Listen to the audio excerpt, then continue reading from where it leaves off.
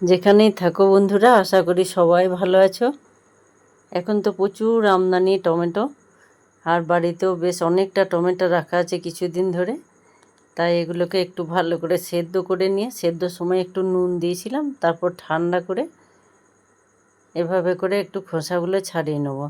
দেখো এখন তো দিনের বেলায় সময় সুযোগ কোনোটাই হয় না, আর এদিকে টমেটোগুলো নরম, তাই সন্ধেবেলায় এই কাজটা চলছে।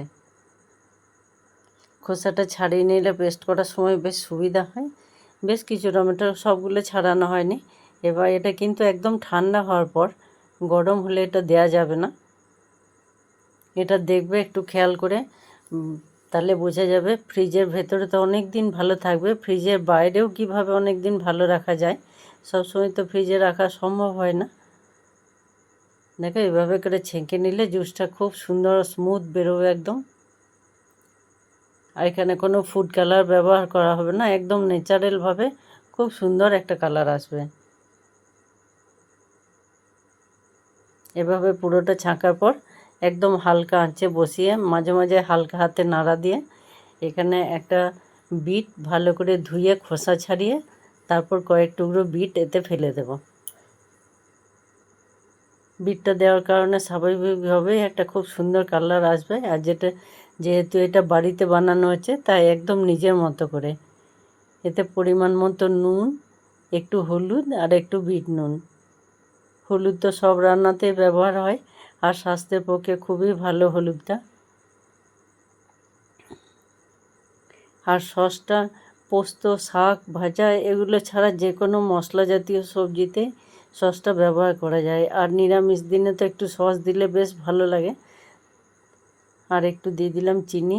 সবজির কালার, টেস্ট দুটোই ভালো আসে। আর এটা আমি রসুন টসুন কিছু ব্যবহার করছি না, একদম নিরামিষ। আর কালারের জন্য আবার একটু এখানে গুঁড়ো লঙ্কা দেওয়া হলে এটা ঝাল নয়। যে কোনো জিনিস তো আমরা বাজার থেকে খুব সহজভাবে কিনে এনে ব্যবহার করি। অল্প হলেও একবার বানিয়ে দেখে, এটা যদি ভালো লাগে খুশি মতো ব্যবহার করা যায়। গরম চপ, সিঙ্গারা, বেশ বাড়ির বানানো সস হলে একটু বেশি করে ব্যবহার করতেও মায়া করে না। আর বিট নুনটা দেওয়ার কারণে একটা বেশ সুন্দর গন্ধও বেরোবে। এবারে এটা নামাবো কখন, কি করে বুঝবো? দেখো যদি এভাবে গড়িয়ে চলে আসে তাহলে বুঝতে হবে আর একটুক্ষণ ফুটবে। প্রায় কিছু কম এক কড়াই ছিল, ফুটে ফুটে এমন অবস্থায় এসছে। আবারও চামচে করে একটু তুলে নিলাম, এরপর ঠান্ডা করে একটা ডিশের মধ্যে দিয়ে দেবো। যদি নড়াচড়া না করে আর একটা বেশ ভালো গ্লেজ বেরোয়, তখন জানতে হবে যে এটা ঠিক একদম।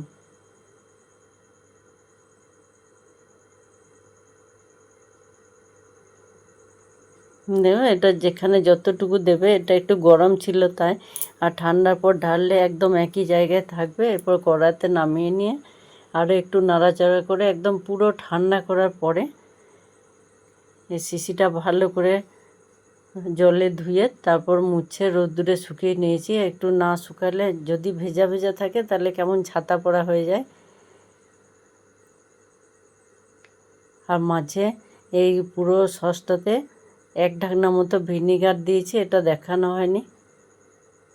টমেটোটা একটু কাঁচা কাঁচা ছিল, তাই তেঁতুল ব্যবহার করিনি, একটুখানি ভিনিগার দেওয়া আছে। ভিনিগার দেওয়ার কারণে অনেকটা দিন ভালো থাকে।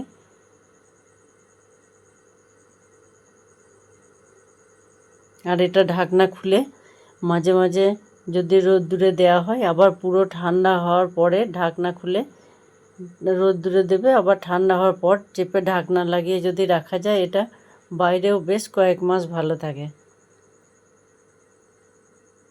কিন্তু কোনো সময় গরম অবস্থায় ঢাকা দিলে এটা ভালো থাকে না। আর যখন ব্যবহার করা হবে, শুকনো হাত, শুকনো চামচ দিয়ে ব্যবহার করতে হবে।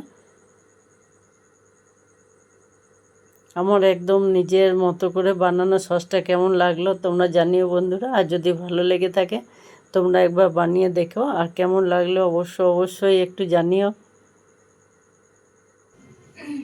হ্যাঁ, কত সুন্দর লাগছে দেখতে, একদম বাজারে কেনার মতো।